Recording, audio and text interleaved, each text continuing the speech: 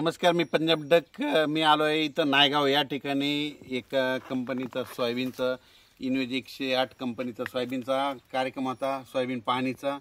तर या ठिकाणी बूट भरले होते म्हणून सगळे ह्या विहिरी पाणी घेऊन या ठिकाणी हे पाणी घेतलं. तर पाहू शकता, हे नायगाव बुलढाणा जिल्ह्यामध्ये अशी परिस्थिती आहे. विहिरीच्या वरून रानाच्या वरी पाणी आलं आहे, म्हणजे शेतकऱ्याचे काय हाल असेल पाहू शकता. तर या ठिकाणी महाराष्ट्रातल्या लोकांना अंदाज सांगणार आहे. तर आता शेतकऱ्याचं सोयाबीन काढणं चालू आहे. तर राज्यातल्या शेतकऱ्याला सांगू इच्छितो की आता हे पाऊस आज 14, 15, 16 आणि 17 तारखेपर्यंत राज्यात पूर्व विदर्भ, पश्चिम विदर्भ, दक्षिण महाराष्ट्र, उत्तर महाराष्ट्र, कोकणपट्टी, खानदेश, मराठवाडा सगळीकडे दररोज एक दिवस एक भाग झोडपीत राहणार आहे. म्हणून हा परतीचा पावसाचा अंदाज सगळ्या शेतकऱ्यांना लक्षात घ्यायचा. त्याच्यानंतर राज्यात मग हे पाऊस 17 तारखेपर्यंत पडणार आहे. मग शेतकऱ्याचं सोयाबीन काढायला आलंय. तर शेतकऱ्याला सांगू इच्छितो की 18 तारखेपासून 23 तारखेपर्यंत 18, 19, 20, 21, 22, 23 तारखेपर्यंत ज्यांचं सोयाबीन काढायला आलं असेल तर काढून घ्यायचं. दुपारपर्यंत काढायचं. वाळलं की लगेच वळे लावून टाकायचे. असं केलं तर तुमची सोयाबीन हाताला लागेल, नसता हाताला लागणार नाहीत. म्हणून हे अंदाज लक्षात यायचा. म्हणून काय करायचं, 24 तारखेपर्यंत तुम्ही तुमच्या सोयाबीन ज्यांची आली त्याची काढून वळे लावून झाकून ठेवायची तयारी ठेवा. त्याच्यानंतर मग राज्यात परत कधी पाऊस येणार आहे. तर राज्यात परत सांगू इच्छितो की 24 सप्टेंबर, 25, 26, 27 आणि 28 सप्टेंबर दरम्यान परत राज्यात आता जसा मुसळधार पाऊस पडायला आहे तसा पाऊस पडणार आहे. म्हणून हा अंदाज लक्षात द्यायचा.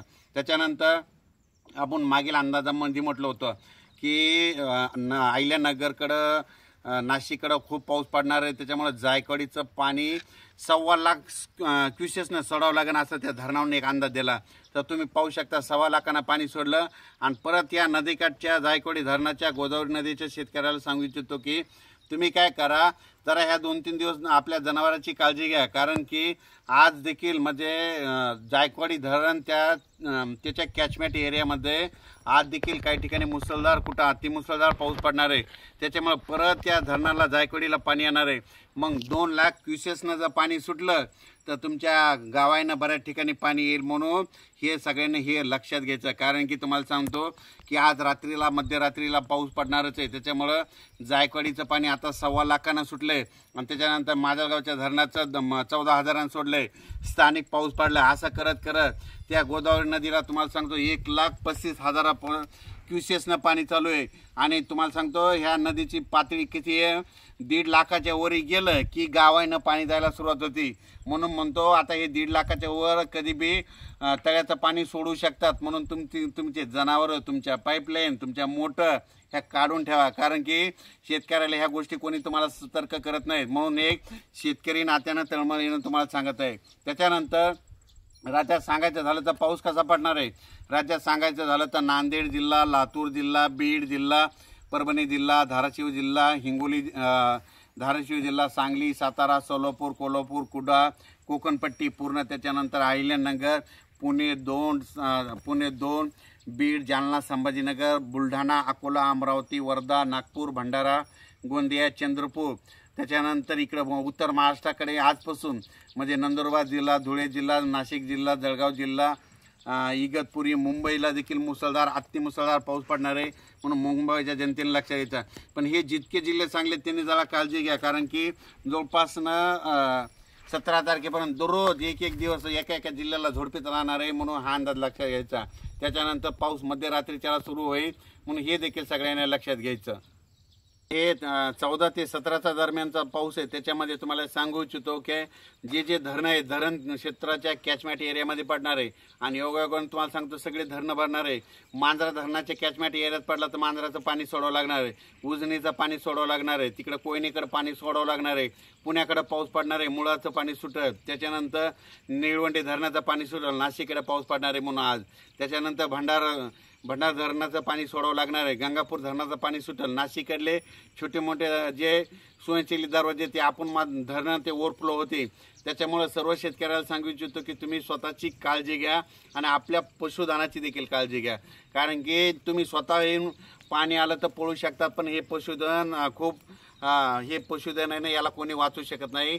त्यांना ते दोरीनं बांधलेले असतात म्हणून ते दगावण्याची शक्यता आहे. म्हणून माझी तुम्हाला सगळ्याला विनंती आहे. म्हणजे सांगायचं झालं तर जवळपास मी म्हटलं होतं ना, परतीचा पाऊस खूप पडणार आहे. तर राज्यात परतीचा पाऊस सगळ्याला एकदा झोडपूनच काढणार आहे. म्हणून हा अंदाज लक्षात द्यायचा. म्हणजे सांगायचं झालं तर तुम्हाला सांगतो, योगायोगानं मी आता विदर्भामध्ये आलेलं, इथं सोयाबीनचा कार्यक्रम पीक प्रात्यक्षिक म्हणजे सोयाबीन पाहणी कार्यक्रम होता. आणि योगायोगानं काय झालं, चिखलानं सगळे बूट भरले होते म्हणून या ठिकाणी पाणी घेता येत, म्हणजे इतकं पाणी ह्या इकडं वरती आलंय. तर तुम्हाला सांगू इच्छितो, इतका एक्सेस पाऊस झालाय. आणि काल देखील तुम्हाला सांगतो, तर मी म्हटलं होतं ना बालम टाकळी, त्याच्यानंतर बालम टाकळी ते नगर जिल्ह्यामध्ये पैठण या परिसरामध्ये खूप मुसळधार पाऊस पडत, तर तिकडं सगळ्या मुसळधार पडला. आणि ज्या ठिकाणी एका विहिरीचं पूजन केलं तर तिथलं एक तळं कोरडं होतं. मी म्हटलं होतं याचं पूजन करायलाच येईन. आता इथून मी नागपूरहून गेल्याच्या नंतर त्या ठिकाणी पूजन करायला जाणार आहे आणि तिथून देखील तुम्हाला परत एक अंदाज जाणार आहे. तर मी त्या शेतकऱ्याला म्हटलं होतं काही चिंता करू नका, तुम्हाला तळ्यामध्ये पाणी आहे आणि ते योगायोगानं तळं देखील भरलं.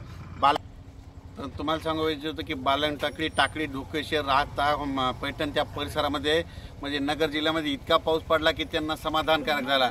मी म्हटलं होतं ना, जिथं वंचित भाग आहे त्या सगळ्या वंचित भागाला पाऊस पडणार आहे म्हणून हे अंदाज सांगितला होता. आणि आणखीन देखील ह्या 4 दिवसामध्ये ज्या ठिकाणी पाऊस अद्यापही पडलेला नाही तिथं सगळ्या वडे नाले वाहतील म्हणून हे अंदाज सगळ्यांनी लक्षात घ्यायचा.